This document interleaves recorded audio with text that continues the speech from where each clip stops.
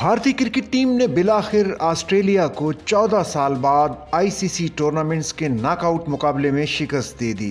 Dubai में champions trophy के पहले सेमीफाइनल में भारत ने ऑस्ट्रेलिया को 4 विकेटों से शिकस्त देकर फाइनल के लिए क्वालिफाई किया। इस फतह के साथ आईसीसी नॉकआउट मैचेस में ऑस्ट्रेलिया की भारत के खिलाफ 14 साल की इजारादारी खत्म हो गई। इससे कबल आईसीसी नॉकआउट मुकाबलों में भारत को ऑस्ट्रेलिया के खिलाफ आखिरी कामयाबी 2011 के वनडे वर्ल्ड कप के क्वार्टर फाइनल में हासिल हुई थी।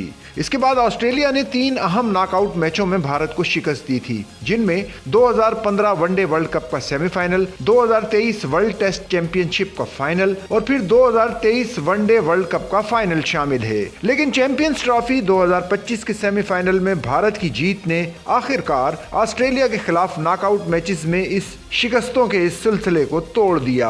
अगर मजमूई तौर पर आईसीसी टूर्नामेंट्स के नॉकआउट मैचेस की बात की जाए तो भारत और ऑस्ट्रेलिया 8 बार मद्दे मुकाबिल आए, जिसमें दोनों टीमों ने 4-4 मैचेस में कामयाबी हासिल की।